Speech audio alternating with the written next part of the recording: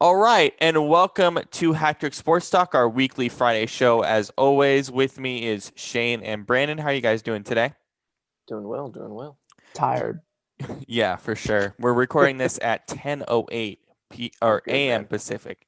Um, you guys are not going to be happy after you hear this news. Just 8 minutes ago, the Detroit Tigers have decided to hire former Astros manager AJ Hinch a year after his suspension for illegal sign stealing and all the mess with the Astros. He's now been officially hired by the Detroit Tigers. We're opening with that as it is breaking news. Brennan, your thoughts? I mean, I'm not shocked. I'm not. I've kind of. I'm no longer like. Well, here's the thing. I'm not upset with AJ Hinch, right? Like, he's Mm-hmm. not my main target of ire. It's the players. It's the GM. It's the owner. It's the culture as a whole. It's the fact that the Astros organization has this protective bubble around it. I will be upset with this team until they disband, basically, until they disband this team, until Which will these be a few players years. go away. Like, I'm gonna be upset with them until they stop being a winning organization. Um, with these players, because I think the problem is you can't trust the Astros until the players who were part of the team are gone. They created the organization, they created the culture, they created the grouping. You could argue that AJ Hinch should have stopped it, No, and he but said he should have. if you believe his narrative, which I don't know if I believe his narrative, but I have nothing really to go off of that could disprove his narrative. He knew very little about it, which is strange considering when you're the skipper of a baseball team in the You should National know League in the everything, MLB, you should know everything. Correct, or Robert. pretty So much everything. I it's don't the know. same. It's the same thing as if you're the head coach of an NFL team. Like, you should know everything that's going on with all your players at all times. Or let's say 90%, just to be Right. fair. Or at least you sure as hell shouldn't be shocked by anything. Yeah. Shane, your thoughts? Yeah, I think you definitely knew. Come on, how do you not? Um, you're right, but um, this. Yeah, I'm not necessarily shocked by this. I figured some team that was desperate enough was gonna pick him up eventually. you know. Um, so yeah, I don't know. I am. Well, I don't know. I mean, the thing is, I don't think that he will be doing that anymore with the cheating or whatever, because for a few obvious reasons. When we had Don on the show, he was saying that you can't access like the equipment room and get cameras and stuff like that. So it's pretty hard to do something like that. Nor would he risk it with the reputation he has now. Um, so there's all that. Um, it's an interesting hire, regardless. But I guess they were willing to look past that and, uh, you know, go, well, Well, he was successful, I guess. I don't know. I I would also say, I think, in a way, it's punishment enough having to go to the Detroit Tigers and coach. Like, That's a rough rebuild. I'll say it's that. not it's not you're he's not going to be sniffing the playoffs anytime soon, especially with how long it takes to rebuild a baseball team. It's very different from like the NFL, where you can get two or three great players off of drafts and then boom, you're back in the playoffs. Or get a Um, top quarterback and right. you're right in the thick of things again. Like, it, it's interesting because a lot of people talking about another shocking coaching hire. Well, not as shocking, but interesting coaching hire. A lot of people had him connected to the White Sox job, which Tommy Lasorda, Yeah. Oh my God. old Tommy Lasorda, who hadn't coached in 13 years since he was the coach of the St. Louis Cardinals, Interesting That's not pick. I mean, it's a good pick. I mean, he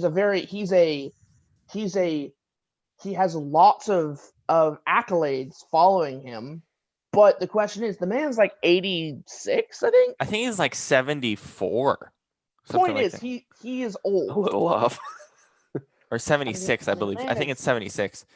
I don't know. So I think it's an interesting pick in my opinion. So sorry, Brandon, but I gotta say this. I think it's such an interesting microcosm with that hire because everybody, like the organization was split with that hire because a lot of people in the organization. This was reported like 15 minutes after he was hired, that a lot of people in the organization think because of his age, unfortunately, he will not connect with players.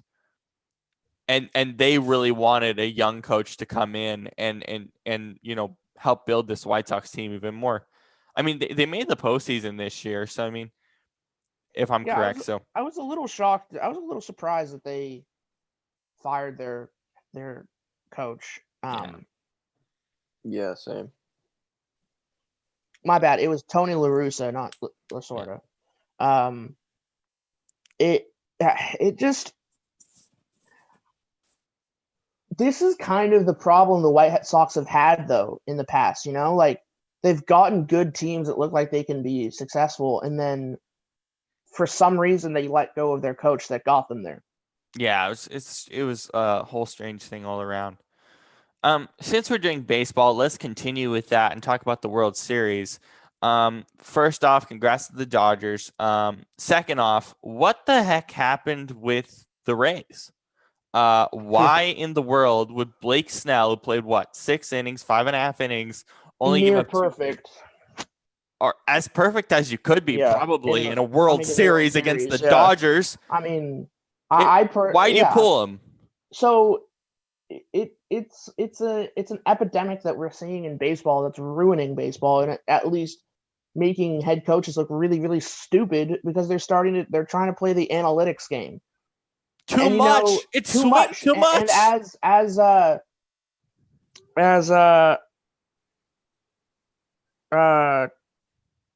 what's his name? Colin Cowherd. Colin Cowherd, yes. How did you know? Because I watched that clip yesterday. Yeah, as Colin Cowherd said, like literally, as he said yesterday, like it's becoming too much. Like it's destroy you. You're dying by analytics. Like at that point, if you have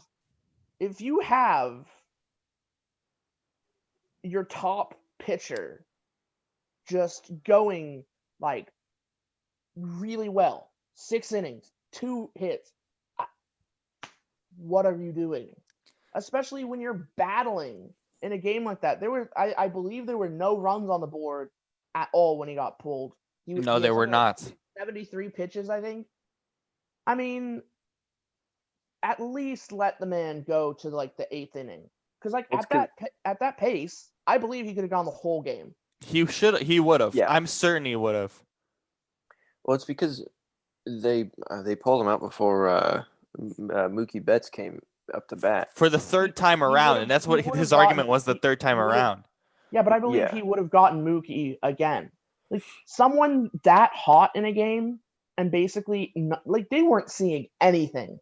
Like their best hitters were not seeing anything off this guy, and they pulled him immediately. It's done. I knew it was over the moment they pulled him out of the game. I was like, oh god.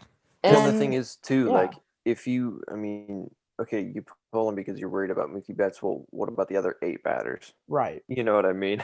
It's a pretty stacked core. You have Corey Seager, who was going. I know, but I mean, like if you're worried about him, first of all, why are you worried about just him? But second of all, if you're just worried about him, it's like, okay, well, he'll do his at bat, and then afterwards you'll be right back to everyone else. Right, but it's not only Mookie though. I think he explained in his presser, if I'm not mistaken, that it was that almost everyone that was important to them or that they were focused on was going the third time around. So because of that, they're like, okay, we're going to get you out. But again, this is all analytical. There were a few really good tweets while this was happening. A-Rod did a great tweet saying, we've seen this play out in the last 3 World Series, 2018. Dave Roberts pulls Rich Hill in the 7th. It didn't end well. AJ Hinch pulls Zach Greinke in the 7th, bad ending, and then of course Cash pulls Snell in the 6th. And let's see. Michael Wilbon said, "You pull Snell with the way he was pitching, you get what you get. The new way of managing baseball is often lonesome. These managers would have pulled Gibson and Koufax. I really think they would have." It's like it's so like it swung the pendulum again, as Brandon said, it swung way too much. Like you gotta do both, right? And Colin Coward has talked about this before as well, where it's like you gotta understand the players and the dynamic of the game and analytics. So many sports have done that so well, but you can't go all the way on one end. It just messes up the game and it makes the game less fun. Yeah, and it's just one of those things where when you're in the World Series in Game 6 and you have And you're your down. best guy and you're down and you have your best man dealing, at least get yourself to Game 7. You know, like you. And the thing that really disappoints me is I believe that this year was the Rays' best chance of winning it, because as much as we want to say, "Oh, applaud the Dodgers. Oh boy, Dodgers, good job." Like, come on. Like, it was a shortened season. Yes, the Dodgers played just as many games as everybody else. Yes, they dominated in the regular season. Yes, whatever, yada yada yada. They were the best team. We all know the Dodgers are going to make it back to the playoffs because the Dodgers are the team that have in their division that have the most money being put into it, which is a whole conversation we can have another day. But I do not believe the Rays they'll make it back to the playoffs. I don't doubt. They have a good team. They have a team set up for the future, right? I don't think they're going to make it to the World Series again for a long time, because when you get back to the regular baseball, which might be next year, might be the year after. It probably will be next year. Teams like the Yankees and the Red Sox and the Blue Jays, the Astros, all those teams, not only will they have strong teams that don't have to worry about COVID, but also fans. As much as people say, "Oh, fans aren't a big issue in baseball," I believe having fans in the stand is one of the things that fuels some of these like really good teams even more. Especially the Yankees.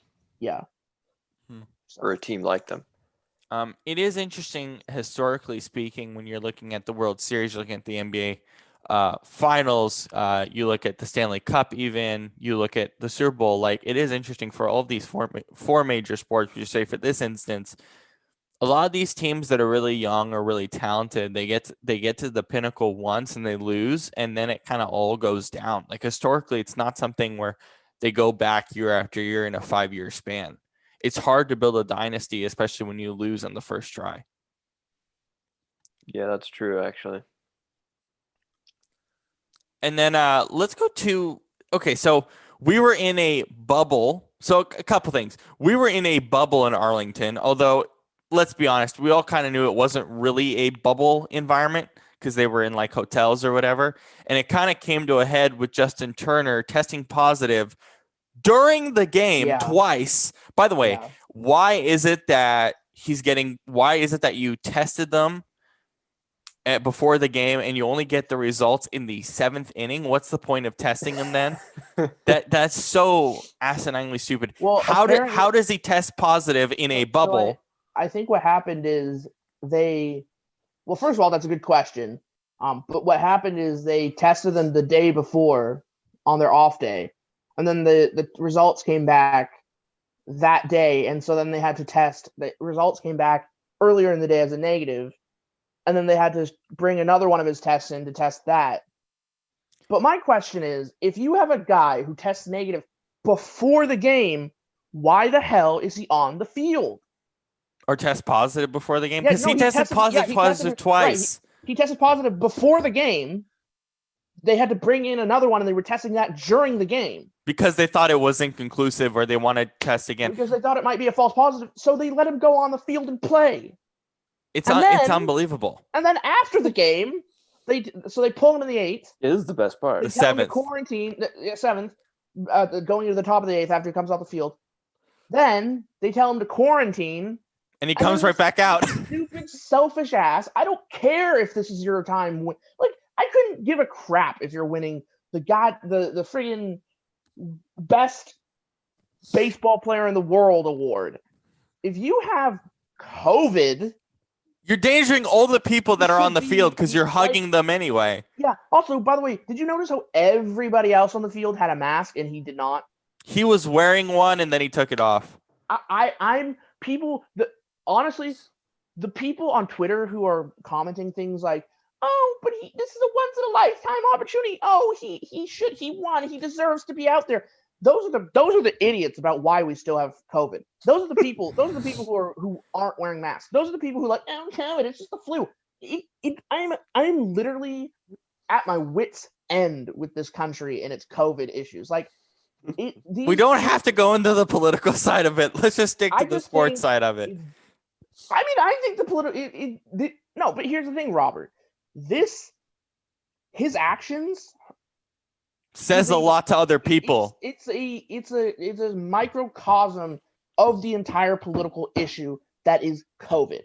You know, it's not a political issue; it's a public health issue, also. But people who I guess in some ways, people who somebody who's going to act like that is probably, I'm making a big assumption here, is probably someone who believes more along the lines of the Trump campaign, who believes that COVID is not an issue. But that's just me. So well, now because I just find it insane. Because now all the people that were, there that night, they've all been tested since then, just to, as a follow up, and they haven't had any positive tests so far. So now everyone's gonna, or not everyone, but people are gonna go, oh, see, he was there with all them and they didn't get it, so it's fine. It was also a much smaller group. It wasn't technically a super spreader event, which is a lot of the reasons why COVID gets passed There was around. like 30 people there. But like, as we've talked about, Robert, like, we've had this conversation before on the show about why it's important for football players on the sidelines to be wearing a mask and like baseball, or at least follow regulations. Baseball Coaches players to wear a mask when they're in the dugout. It's because it's not so much that they are necessarily have COVID or they're going to get COVID on the field because they're tested again. It's showing people. It's being an image for people. These are people in the spotlight. These are people that people look up to as professional baseball players and football players and whatever, and NBA. Like, it makes a difference in terms of people going, oh, if they're doing it, we should do it. But you know what didn't make sense to me? If I were to test positive for COVID in any instance, but particularly this instance, I would be nervous as hell. I'd be scared as hell. And he just seemed to like not care nonchalantly. Like, how are you not scared? You played 7 innings. You could have endangered many people. I would have been scared as hell. That's what I don't understand. Is I would have been nervous not only for my own health, but everyone else that I just played with. Yeah, I wouldn't really be nervous for myself, but for my teammates, it's like, dang, look what I could have just done. Yeah, like, even if they tested negative, like you did, obviously unknowingly, but you did put people in danger. Like, it would scare the shit out of me. It would scare the shit out. Like, honestly, it would scare me so much. But let's go on to the NFL. Let's talk about that Falcons-Panthers game. Shane, I'll have you go first. The Falcons find a way to pull out a win, an 8-point win. Your thoughts on that game? Yeah, that was, I think it helped that they didn't have a giant lead. No,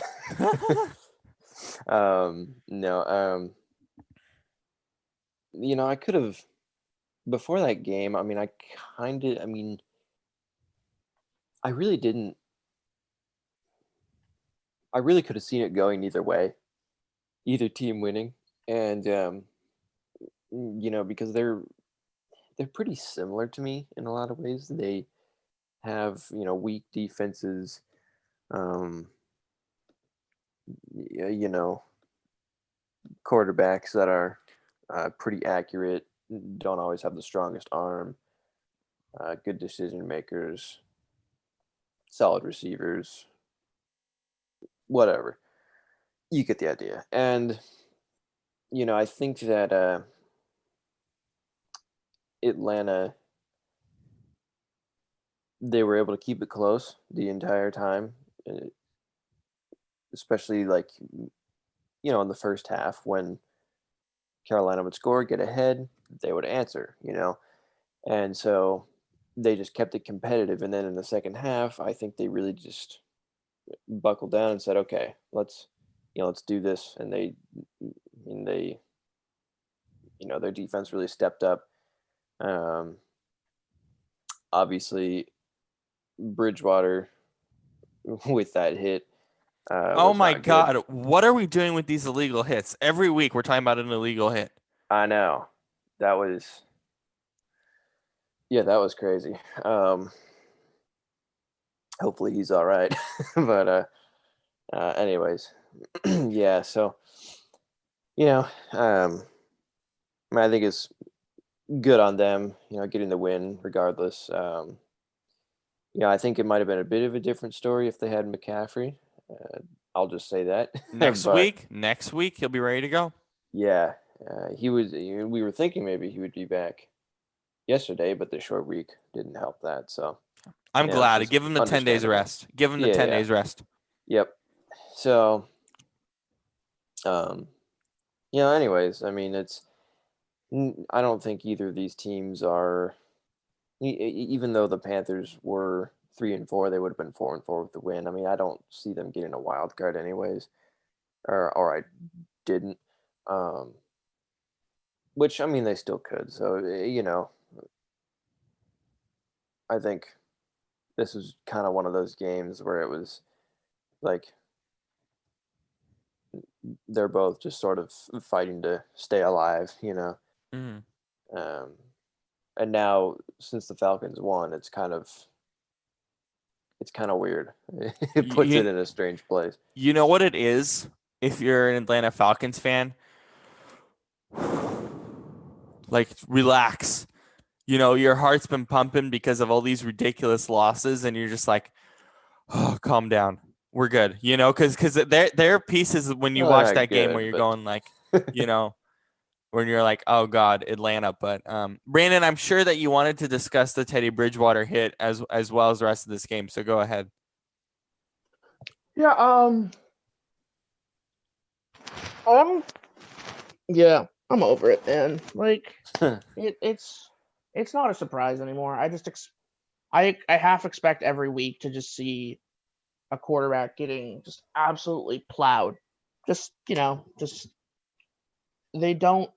We know as Seahawks fans that like the NFL doesn't care about quarterbacks. We've watched Russell Wilson get hits that should have been called as roughing the passer for years, and it hardly ever happens. Like, he's been hit while sliding so many times and it hasn't been called. He's been hit while after throwing the ball and it hasn't been called. But anyway, the fact that we have I think, is it 3 weeks in a row or 2 weeks? It's every week. It's every week. No. It's the fact that we've seen 3 big, like, blow up the quarterback hits to the head in a row. Like, we had Andy Dalton week 1. We had Andy Dalton 3 weeks ago. We had that was last week. Or last week. Who was it? 2 weeks in a row. I think it might have been Kyle Allen, right? Kyle Allen had a pretty big hit when he had his concussion. Joe Burrow. It was Burrow. Yeah. So it was Burrow 2 weeks in a row. He got just slammed, but those were not really. The first one wasn't really that dirty. The second one was. Then we had Dalton. And then Teddy, who got kicked in the knee, by the way, his bad knee. And it's like, with going back to the Dalton hit, defensive players need to start taking responsibility for themselves. I'm sick of seeing players mouthing stuff like, wow, or why did I just get, like, ejected? You know full well why you got ejected. Like, you got ejected because you came in with a intent to injure. And I'm sorry, like when you knock someone out, you're with your shoulder, you have intent to injure. So I don't know what they can do to stop it because they've put stuff in place. I mean, I guess the only thing I could think of is put more rules, make it more of a punishment if you do it. But then you know what's going to happen. Everyone's just going to be like, "Oh, this isn't the football I remember." Well, tough. So there are a couple issues with this, at least from the league office standpoint. One is for the last 5 years, maybe more, maybe 7 years at this point, the primary focus of the owners and the league is to protect the quarterbacks. We had remember what was it, Clay Matthews a few years back. The reality of the matter is that the NFL has to realize that flags and penalties aren't enough to stop these players from doing these hits. There needs to be more tackling, maybe not regulation, but teaching. And to be honest, I hope there are coaches in the league, and I'm sure there are head coaches in the league that open their film sessions with their players by showing these hits and saying, or defensive coordinators by saying, if you do this, we're going to have a problem. And I really feel like we're going to get to a point, if this continues, where teams, not the NFL, teams themselves are going to start giving out suspensions and fines for this, not just the NFL, because teams are going to have a problem with this as time goes on as well. Because they don't want to lose their player. They don't want to lose their player, especially if it's a good player. Yeah. Let's go through a couple of these matchups. Not the greatest schedule necessarily, but still pretty good. Let's start, of course, with the big game of the week, the Steelers and the Ravens. Brandon, what do the Ravens have to do to get a win here? I think Lamar's gonna have to play a lot better than we've been seeing him play the last couple weeks. I mean, the man, it's bizarre. It's bizarre, and I really don't have any. As much as I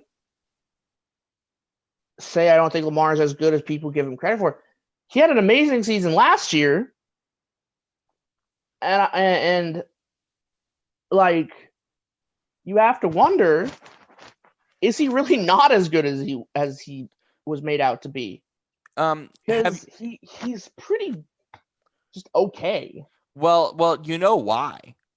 It's very simple if you watch the game. It's very simple if you hear John Harbaugh talk about Lamar and you maybe not even Harbaugh, but if you watch the games, it's really simple. They're trying to make him a passing quarterback. Which he needs to become. And he's it's a slow going to be. No, I think he is. I think it's a slow process. Well, it is weird, but it is a massively slower process than I think. If you're going to be a quarterback in the NFL, you should be able to, throw the ball. I think they're trying to do it better. It looks I think like it's been a pretty easy transition for a guy like Kyler Murray. Yeah. Yeah. I don't know. Not easy, but quicker. It's not like the Ravens have had the toughest of schedules, like. Yeah, this is a huge game for them. I just think the Ravens are going to get trounced in this game. Same. I mean, really? Oh yeah. I think the Steelers, honestly, hands down. I think a lot of people are saying the Chiefs are their pick for the AFC. I think currently the Steelers are my pick for the AFC. I think they're just all around the best put together team. Especially the way Big Ben's been playing. Yeah. I mean, you could make the argument that also the Steelers haven't exactly had the toughest schedule, but not a lot of AFC teams have anyway. Also it's weird because most of the top teams in the league this year have had pretty easy schedules, and have really had only one or two games that are kind of like the proving game, or not the prove it games, but the games to slot them into rankings, like the Ravens Chief game was supposed to be, but yeah, I would say, unless something ridiculous happens where the Steelers lose some of their big players to COVID or something, I say Steelers over Ravens. But it should. I mean, it should be a pretty good game to watch. Mm-hmm. The line, according to ESPN.com, is Baltimore -4. Mhm. And I think the Steelers do find a way to win this, but I think that they only win by a cover. Like I honestly think the Steelers win by 3 because I think this is the week. I think this has to be the week where Lamar figures it all out. This Well, has to be the week I where he don't see does. how that is because the Steelers, I Defense mean, is their ridiculous. defense is great. I mean, they got Fitzpatrick, they got Fitzpatrick, they've got one of the best linebacker cores. I mean, The Even front seven without in Devin general. Bush. yeah. TJ Watt. I think it's gonna be probably more high scoring than we think, but I think the Steelers pick up the win. Yeah. Shane, I'm gonna actually transition to the Rams and the Dolphins because I wanted to get your thoughts on what is a reasonable expectation for Tua, excuse me, in this game, especially against a really great Rams defense. Don't expect much. I would say. I don't think. I don't know. I don't see Tua doing particularly well in the NFL. I'll just be honest. I mean, he could be because he's like the one Alabama quarterback that actually looks like kind of a professional prototype. But he's still just like there's the injury concern. There's his size doesn't work in his favor for how unathletic he is.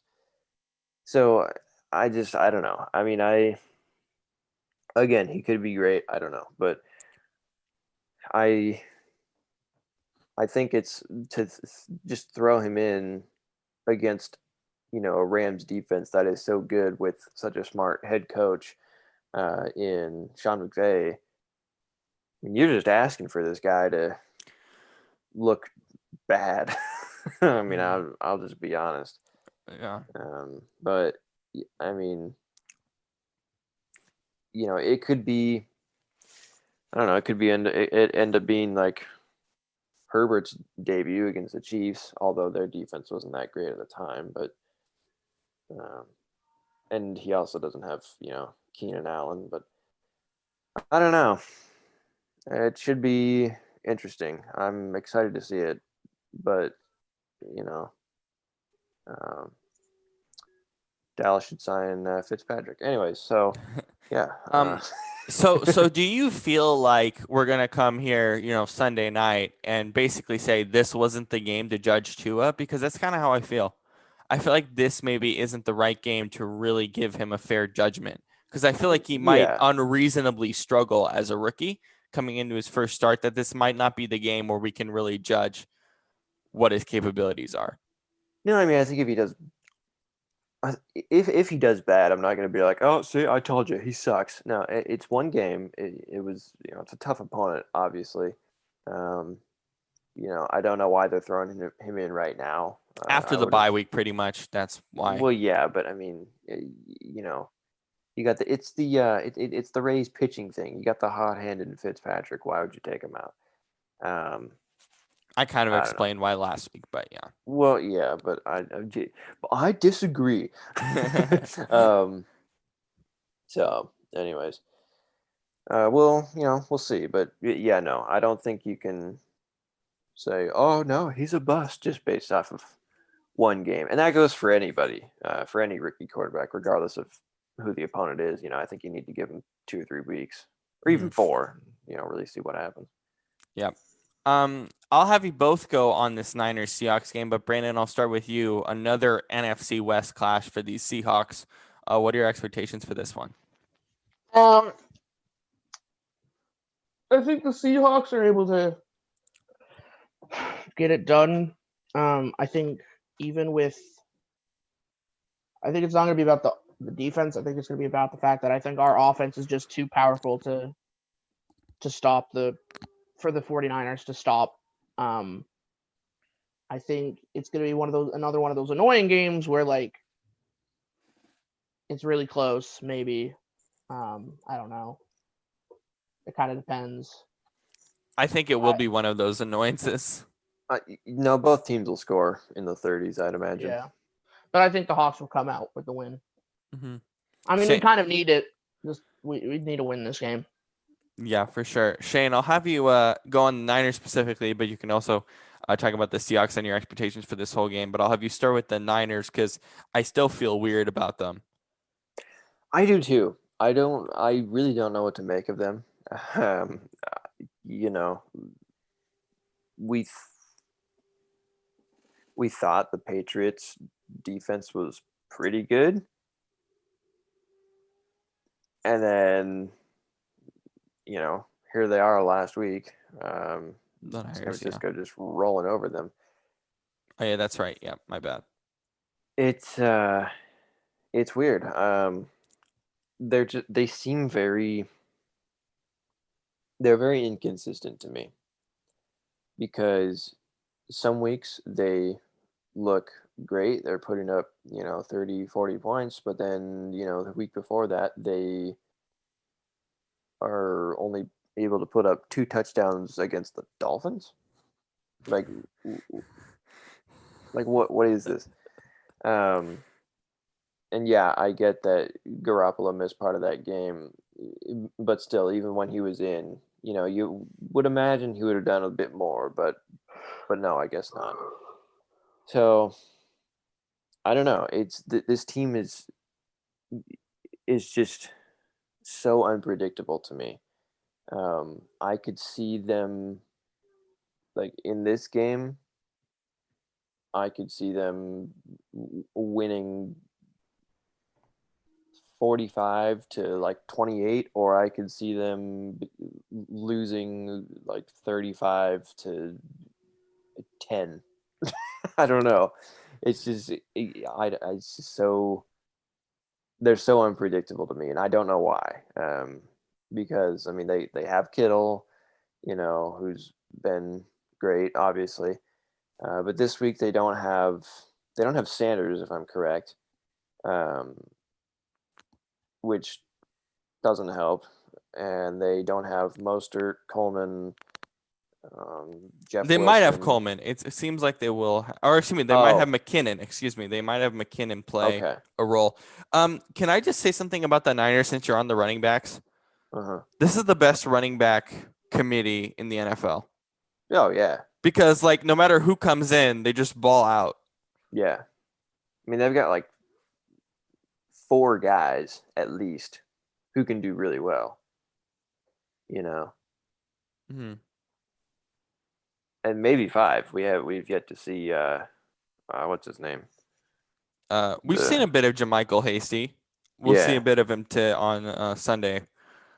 He was a hot waiver wire pickup too, in fantasy. What's up with the primetime games this week? This is the worst slate of primetime games in years. Robert, it's an NFC East showdown. That's the coolest division. I feel like I would not be surprised if it gets flexed. It can't get flexed. It can't get flexed. They can only flex after week 10. The only reason they flexed the Seahawks game was because of COVID. They can't do flexing until week 9 or 10. Well, I mean, it sure as hell turned out to be the right choice. Yeah. I mean, as crappy as the outcome was, that was a better Sunday Night Football game than we would have gotten out of, Las Vegas versus whoever? It would have been the Tampa. Bucks. I mean, yeah. Actually, I don't know. That would have been that was a pretty good game. But yeah, Cowboys, Eagles, and Bucks, Giants. Yikes. I don't even know if I'm gonna watch Cowboys, Eagles. 2 games. I'm gonna watch both of the games, but at the same time, I'm probably just gonna be like, yikes. There's always even the Thursday night game. I was like, yikes. Yeah. But like, I mean, I'll probably watch Philly just because I want fantasy points from Boston Scott. But Oh, did you pick up Boston Scott? I dropped him. Yeah, I did. Oh yeah, play him over Jermichael Hasty. Oh, it was hilarious. I I have traded no him reason. to you. You released him, and I picked him back up. It Yeah, was I great. have No, no that's reason- what I expected you to I have do. no reason to watch the Cowboys Eagles because I'm not going to be playing CD Lamb this week. Oh, who are you playing over him? Cole Beasley. Oh, that's a good. Yeah, he's had a nice PPR I floor was- this year. Robert, Yeah. are you the one who picked up the Chiefs defense? No, that was my number one waiver order. I put him in. So I had two waiver orders. I had the Chiefs defense and I had Cole Beasley. I put Beasley 1 in the Chiefs 2. Oh, I put the Chiefs 1, but I'm the bottom of the waiver order. I'm Yeah, at 10. and- I think and David picked him up. Yeah. I don't know. I kind of feel I'm kind of glad I put Beasley 1 because I don't know if anyone would have. I don't know if he would have survived. I think he would have. I don't know if anyone really, because to me he's more of a PPR floor than a PPR ceiling. So Well, that kind of made me Mason stay got away. the I mean, Chiefs if you- defense. Look at. Oh his, yeah, Mason got him. My If bad. you look at his. I was talking with Shane about this when I was choosing who to put 1 or 2, and I have the Bills defense versus New England this week. That's which I don't- still really good. Yeah. And then. Yeah, I also have Miami who plays the Jets next week. So. Oh, good. Yeah, good call to keep them in there. And so, if you look, so here's my thing with Beasley, right? If you look at his stats, like His fantasy point margin is like above 20 for the last 4 weeks. It's kind right, of stupid. he's continuously like getting open, like against even pretty good. You know why, right? No John Brown. Yeah. No John Brown really opens up his target share. So I need to pick up one more guy because I'm kind of like I'm done with CD Lamb right now. Nelson Because- Aguilar, speculative Ooh. ad. Nelson Aguilar. done Nelson with Aguilar is a really yeah. good speculative ad. Yeah, I'm done Over with Lamb. CD because honestly, if they don't have a quarterback and CD Lamb isn't going to get thrown to. I would say Nelson Aguilar. Look at our waiver order, but right now I like Nelson Aguilar as a fun speculative ad. And Considering I played last I week. don't know what I'm going to do with the guy on the Steelers who I picked up. Oh, I'm not sure who you picked up there. He just like yeah. Oh, Claypool. Yeah. Yeah, I'm not sure what you do there. He's not going to have much to like unless the other guy's out, which he isn't. I don't know. Johnson. Deontay Yeah. Johnson. Yeah. Speaking of fantasy, our fantasy stars MVP for Thursday Night Football is Curtis Samuel with 21.4. He had a really great role in that game last night. Pretty much the last game he'll have that type of role in this offense with Christian McCaffrey coming back. Let's do a couple of trades. First off, we go to the Seahawks again. Carlos Dunlap for basically nothing. BJ Finney and a 7th round pick. I really thought they would have to go up a 4th to get him. I don't understand At the value least. for I don't understand what's going on with trade values. Like my trade value chart, if I were to look at the entire league, is a mess because I don't understand how Carlos Dunlap, a guy, yes, he's pretty old. Keep in mind the Bengals has like 8.3 mil in dead cap for the next 2 years. Why was his value only a 7th round pick? I don't get it at all. I'm very shocked by it. Who would like to go first on this trade? I mean, I think part of it was just like a desperation play because they're like, okay, we need to get him out of here. Who wants him? Take him. Bye. you know. Yeah. I don't know. That's weird. I mean, I think it probably has to do with the fact that he had kind of a limited role this year, so they didn't think he was all that valuable for them. So even though that wasn't his fault necessarily, so yeah, I don't know. It's kind of weird, but I mean, that's pretty much all I can think of. Yeah, he's one of those players who kind of forced his hand. He said, like, I want out, find someone. And I don't think there's any teams that really wanted to pick up an older player with 2 years left on. with a pretty big salary cap hit. Yeah. How does this benefit the Seahawks though? Because I think you finally get another really good piece on this D line that was much needed. Yeah, I think it gives the potential for pass rush help. And just for I mean, the guy like he hasn't had that much success this year in sacking the quarterback, but like last year I think he was like third in terms of sacks. So I think our defensive line actually gets a lot better with him. So Well, I think it also has to do with because I was listening to what was it, Pat McAfee, and he was interviewing somebody that I think was one of his former teammates, maybe, and he said that when he's feeling down or whatever, which he probably has been this year, he doesn't really try. You know what I mean?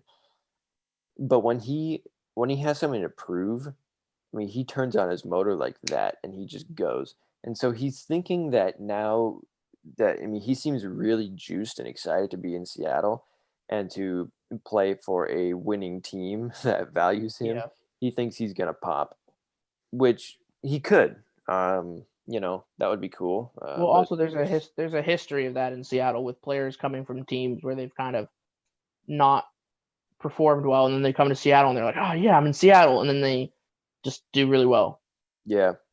Also, I think it's funny because he stole his parking sign from the yeah. Bengals. He's like, I'm out. I'm taking my parking sign with me. But yeah, I mean, because that you got Jaron Reed on the defensive line who is looking pretty solid. And then some of those other guys. I mean, you got like Collier and Collier's finally getting playing time, but he's not necessarily been phenomenal.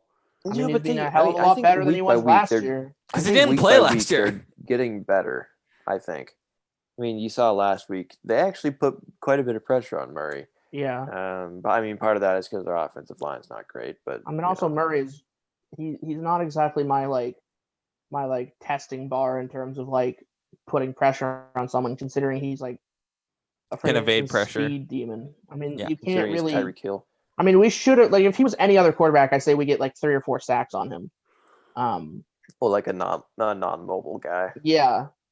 Well, even mobile guys, because none of them are usually that fast. I'm just the 2 games I'm looking forward to are the Jets and the Giants back to back. Oh God! Oh, because for the Seahawks, because we play them back to back, and I think that's gonna be. Wait, is that in MetLife though? In Seattle. Okay, that's a good thing. I think. Oh God, I can't wait to not watch those games fully. We're going to eat. Our defense gonna be like, yes.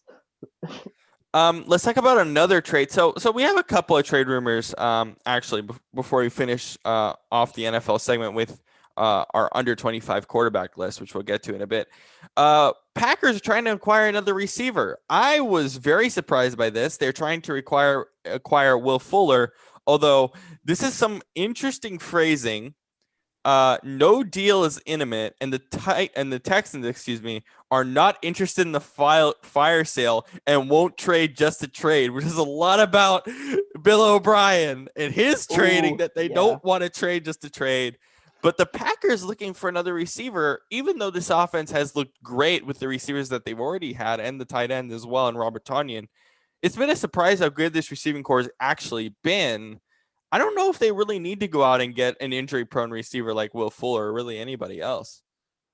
I think it's to me that screams them trying to appease Aaron Rodgers. They're like, let's get him a quarterback, like a wide receiver. But it's like, as well as they've been doing, that's entirely Aaron Rodgers doing. And Devontae Adams, and that's about it. He's working with like nobody's at wide receiver. But they still look pretty good. I mean, they do look really good, though. That's what I was surprised by. I don't know.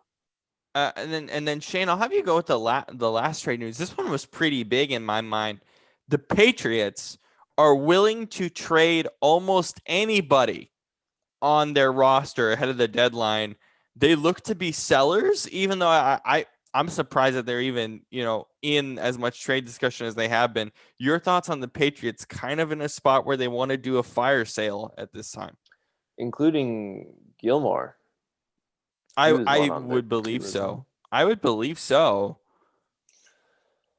Yeah, that's. I mean, the thing about Gilmore is you could get a lot out of him. You could get a 2 first. I'm certain you can get 2 Oh, first. at least, and a player, because he. I mean, he's a top 5 corner, probably. Not probably, he is, and he is on a big contract. So it would be very Bill Belichick to say, okay, well, we're just going to ship you out of here and then get 2 young guys, because that's just kind of what he does. He doesn't really keep anyone around for very long, except for Brady and Edelman and Gronk. But yeah, I mean, this is it's interesting that they say they're willing to trade just anybody. Because then that makes me wonder, like, who will they actually end up trading, and who will they, or what will they get out of it, right? Because it could be really good or really bad. I mean, it's Yeah. it, 'Cause, like- depending on who it is. Because, like, to me, the only players I see them having any, like, actual trade value, is Gilmore, and that's really it. Like, Edelman's old. No one's gonna take Cam. No one's gonna No- take Cam Newton No one's gonna take Cam Newton. No. No. on a short-term deal No one's gonna with take no money. Maybe the No. Jets. I mean, I don't know. Maybe like the Jets or the Redskins. Oh wait, Cowboys? excuse me. The Washington football fo- team. Actually, the Cowboys might. For That's who? a good. That's a good point. But Shane. here's my question. though. How Picks. about? Well, hang on. But here, so I'm trying to think about this. I don't think Cam's gonna get moved. Seahawks. I don't You'd think be Cam's gonna get moved. surprised. But how about Miami? Ryan Fitzpatrick. No. I mean, they got Tua already, dude. But here's the thing: they need a quarterback in return if they're going to trade Cam. They can't rock with Stidham the rest of the year unless they really want to tank for Trevor Lawrence or something, which they might be even wanting then to do considering. Well, even then, I don't think they could, Yeah. because there's still the Jets. I mean, I don't. Who? I would Darnold. not be shocked if Cam gets traded to the Cowboys, just because they need some. The Cowboys cannot go a full season with what's his face. With Ben DiNucci for like 3 DiNucci. weeks. Like, And then No. Andy Dalton. well, Dalton's not that bad, but like he's still. He hasn't looked great. Yeah, I don't know. I thought he would be all right, but yeah. Yeah, this I whiffed offense on is that a one. mess. Let's go. So we're doing a special segment this week. One of my favorite guys from NFL.com, David Carr, he does a weekly quarterback analysis article on NFL.com where he ranks the top quarterbacks. Obviously, I believe, no surprise, Russell Wilson is number 1 through 7 weeks. But he also did something that I've been thinking about doing for the show for a while, is rank your top 5 quarterbacks you would want to build a franchise around under 25, or I guess in this case under 24, because 24 and under. Basically, because you cannot put Patrick Mahomes on this list, and he is 25. Or So- Deshaun Watson. Yeah. So let me pull up David Carr's list just for reference. Props to him for making these articles. He's done a great job with them every week. Let's see. Yeah, so let's see. Let's see if it pulls up here. It is glitching a little bit. But I guess we can actually start with our lists. Shane, would you like to go first? Well, I can if you'd like. Number 1, I would say Josh Allen. Ooh. Number 2. I'm already like. Number 2, Justin Herbert. 3, Kyler Murray. 4, Joe Burrow. And 5, Gardner Minshew. Ooh, Gardner's on your list. okay. Yeah. Brandon, go ahead with your Notice who 5. isn't on my list. Okay. So I'm going with. I'm actually mixing my. You go next, Robert. Wait, so I got mixed match Lamar isn't on your list That's correct. of guys. So you wouldn't build around Lamar. Lamar Aloysius Jackson. Is that an injury concern basis though? No. You just wouldn't build around him. No. Actually, there we go. So before I do my list, let's see if this pops up. Zoom is glitching today. I can also read this out if it does continue to glitch. There we go. Zoom is being glitchy this morning. So here is the list for David Carr. Number 1, Kyler Murray. Number 2, Lamar Jackson. Number 3, Josh Allen. Number 4, Herbert. And number 5 is Joe Burrow for him. So not a bad list. My list is very similar to his. Let's see. My list is, let's see, where is it? It is Lamar Jackson, Kyler Murray, Josh Allen, Herbert, Burrow is my 5. So very similar, except I have Lamar at 1, even though Kyler Murray is like my favorite quarterback in the NFL or my favorite player. So, Brandon, what is your list? 1 second. Yeah, so hang on. Okay. Okay. So here's my team, right? Or did you have something to say? No, go ahead. Please say your team. Okay, so my 1, and a lot of this is based upon what I've seen from players like over a period of time. Again, you're the GM. You want to build a franchise around them. Right. Exactly. So 1 is Lamar, right? I do believe I'm not, and that is because I'm not seeing it as like a now thing. Like it's not. I believe in the future he could be better. So Lamar, like best. 2 is Herbert. I think if I was a GM needing to win now, I would pick Herbert. 3 is Burrow. 4 is Kyler, and then 5 is Josh Allen. I think I'm not putting, as much as I love Minshew, he ain't on my list. I think Minshew would be like 6. And Tua, get the hell out of here. Well, let's see how Tua plays. I have Tua at 6. I mean, I don't have Tua on my. Tua is not even on my list right now because I haven't seen him play. Right, NFL, he shouldn't be on our list right now. Shane, why is Gardner Minshew on your list? No, I changed it. Lamar Jackson's 5 for me. Yeah. Executive decision. Yeah. So why is Lamar at 5 for you? Well, I think the other 4 are better and will be better as the future goes along. I mean, it's simple as that. Just because, you're looking at Allen, I think he has the best arm in the NFL, other than maybe Patrick Mahomes, or at least the strongest arm, I should say that. And then, a big problem that we all had with him was his accuracy, but I think he's really cleaned that up. He doesn't make as many dumb throws like he used to. And not to mention, he also has pretty good athletic ability, and, his size helps him and all that. And then at 2, I would have Herbert, because I just look at what he's been able to do being like thrown into his starting role. And then now the fact that he makes so many good plays, he looks really consistent, really poised. And the fact that he is doing that with, a terrible O-line and Keenan Allen, who is good, but then, other than that, not too much help.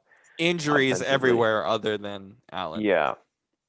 And then Murray, I think I would have below him just because I think that Herbert and Allen are better throwers and more consistent passers. Not to mention, or no, yeah, they're more consistent throwers, but Murray obviously has more athletic ability, so that helps him. And then Burrow, for just because he is, to me, he's kind of like Justin Herbert, but just doesn't have the advantage of size, I guess.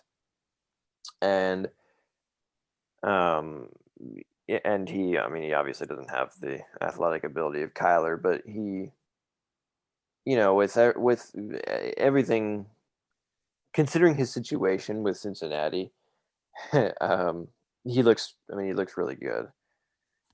Whereas Lamar Jackson, he's in a great team, great organization, really good offensive line, great tight end, good receivers, and he just looks okay to me.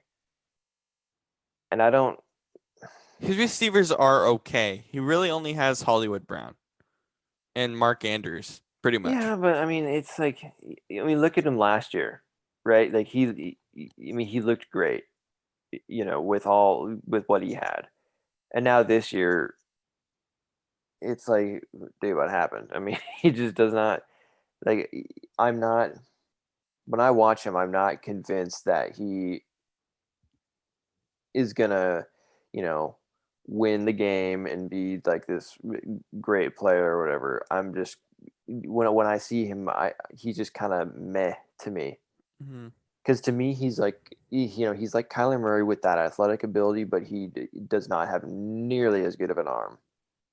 I mean, his arm talent is like half of what Kyler Murray is. Mm-hmm. So, yeah, maybe he'll develop that over time, but I don't. The way that, even now that they're trying to make him more of a passing quarterback, he still just runs a lot, and it's like this habit that he has, and that's the way that he plays the game, and so that's the way he, I would imagine, will continue to play the game. I don't think that he's just all of a sudden going to stop and start passing more. I mean, we thought that he was maybe going to do that. They're trying to make him do that is the key. But he's not. So I don't know. I mean, if I'm building a franchise between these five guys, he's definitely the last person I'd pick, because I don't, I don't trust him to, not necessarily win, but to look like an NFL quarterback and, you know, make plays and just do like those other four guys can do usually. So I don't think he's reliable to do that personally.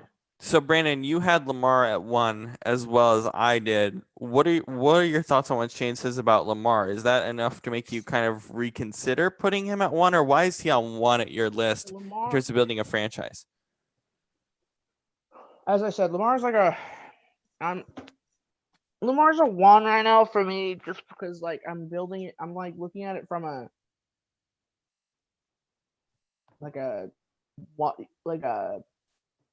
what he's done perspective. I think if I was looking at it from like a down the road perspective, I personally would have probably put Herbert 1 and Lamar would have been lower down. I just think Herbert is going to be more successful over time. But I wasn't about. Yeah, that's the thing. I didn't make my list based off of what they have accomplished. I don't care that Burrow and Murray are Heisman winners or that Lamar won an MVP. I'm looking at the future. What can they do in the future based off of their skill set and how they've developed? And also, how would you build the team around them as a GM too? Can also kind of edge out the list a little bit. Lamar, I mean, look, he won the MVP. I think ultimately the main thing with Lamar is what offense can you build around them or around him. I think with most of these young quarterbacks, it's about the offense you build around them. But specifically Lamar, you build sort of a zone read type of offense around him, and they've done that. They did that last year. But I think ultimately John Harbaugh and this staff does realize, like, hey, if we want this guy to last 15 years, and be our quarterback long term, and we're going to have to pay him big money. I'm not sure if it's Mahomes side money, but it's definitely Watson money at some point. He's got to actually throw the ball more consistently. I think as we get towards the second half of the season, we'll have a chance to really get an understanding of what he is. But in terms of a thrower, I've been okay with him throwing the ball. Like I've said in the past that I do think he's a good thrower, but it is inconsistent. So hopefully, as the weeks go on, we get to have a really interesting understanding of what it is, because through 7 weeks, it's just not there.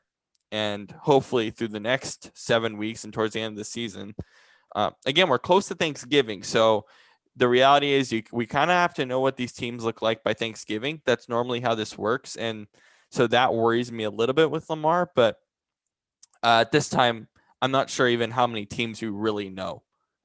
So we have to wait a few weeks, I think.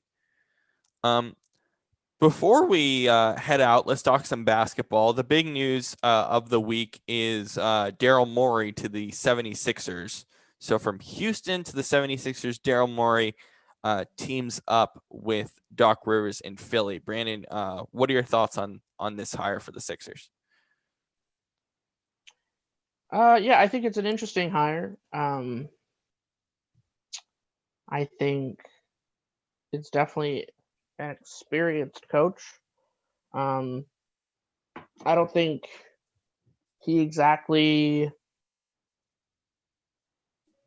has a lot to. I don't know. It's a weird to me. I think it feels kind of like the Sixers are like bringing in the cast-offs, and hoping that they do something. Because I don't really believe that Daryl Morey was that really all that successful with the Rockets. I mean, look at them. They never made it to the championship. They never. I don't know. So with Daryl Morey, this is why this hire is interesting. It's obviously this Sixers team next year is going to be maybe, I don't know, top 2 or 3 in terms of teams I really am excited to watch, especially if we have a much shortened season. It looks like at this point we might have 50 games. It's going to get wild. But so what I think Daryl Morey did well with the Rockets, minus the Westbrook deal, which I'm not even sure was really his idea necessarily. He just reinvented the wheel. Even when he got Westbrook, he just said, "Okay, we're getting rid of our center position. we're putting PJ Tucker there." He can't reinvent the wheel here at all. That's what's weird about this hire, is that to me, he cannot reinvent this wheel unless we get to some point, probably 2022, and they're like, yeah, Simmons and Embiid don't work. Let's reinvent the wheel. Maybe that's what this hire is if they're anticipating moving him. But Doc is going to come in here and make these guys work, because his job is going to depend on Simmons and Embiid working together. And so will Morey, realistically. Am I not wrong on that? No, I think that's right. And because they are, I mean, Simmons and Embiid are such good players that, I mean, if you get them working together, I mean, that would be really good, obviously. I mean, yeah, it's interesting. It's he, like Brandon said, I mean, I don't think he was really all that amazing with Houston, considering they never accomplished that much, if you really think about it. But I mean, you look at some of the moves he made, people he was able to get there. I mean, that's that's good. Obviously Westbrook, and then having him with Harden, whatever. He made the Harden trade, of course, which is Yeah, another thing on his resume for sure. yeah. So I mean, I think if you pair, that kind of um like trades, I guess, or that kind of resume, if you will, with Doc Rivers' coaching ability, I mean, I think that could turn out pretty good, to be honest. We'll have to see, obviously, whenever the NBA restarts. But Yeah, it's an interesting hire for sure. I mean, it does kind of feel like, like Brandon was saying, like they're just trying to find, the guys that were the guys that are, you know, from good teams that were kind of uh, let loose, and they're not. It doesn't seem like they're really caring about this, that, or the other. They're just like, oh yeah, you'd be good, great, come on in. So, Big yeah, I mean names. this, yeah. Well, this team, I mean, they definitely needed a rebuild from the front office perspective. So, they're doing that. We'll see. It should be interesting. The mentality of these front offices across the NBA is going to be something really interesting to watch because, the Mavericks assistant Stephen Sells is now the coach of the Rockets. The Rockets have been interested in him for a long time. The Mavericks want to make some big moves. Timberwolves are not sure about the number one pick. We know that this draft is terrible. It just is. It's filled with question marks. A guy who's drafted in the outside the lottery could be better than guys in the lottery. This is one of those years. This is a really weird year because the draft is so bad. We don't know when the season is actually going to start, at least at this point. If it's 50 games, there's going to be teams that are going to be like, okay, like the Knicks next year, no matter how, like the Knicks next year. I mean, actually, to be honest, even with the Knicks, they might be looking at Chris Paul because they want to take on some big contracts because they have so much cap room. It's going to be interesting how teams approach this offseason because this is one of those years where it could be like we talked about with the MLB, where it's like we just want to get the young guys in here and just have them play, which the Knicks should have done years ago. But like a bunch of teams are going to have different ways of approaching this season. There's going to be teams obviously like the Lakers or the Clippers where it's championship or bust, the Nets championship or bust, but there's going to be teams at the bottom who are not in that position and are going to just play to maybe develop. But even then, I don't know how many of those GMs really want that at this point. It's just going to be a strange offseason all around. Yeah. Yeah, it definitely will be. Already is. Yeah. I think once the draft is over, we're going to get a better sense of where teams feel they're at going into this season. Because if the Warriors get a guy like Wiseman or even the European kid that they were interested in, or I assume we're still interested in, I think that will be a telltale sign of where they're heading. And then honestly, there could be a lot of just shuffling in the draft, but once the draft is over, I think we're going to get a better sense of where is every team at, where they think they're going to go. And free agency is going to be terrible anyway. This is a really bad free agent class. The cap is lower. So, but after the draft, I think we're going to get a better sense of where everyone's at. Yeah, that's usually how it goes anyway. Yeah. All right. And that is it for today.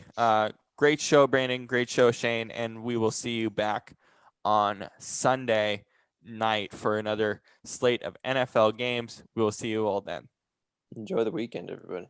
Yes, it's going to be a fun weekend for sure. Happy Halloween, by the way. Aha. Starting up the holiday season.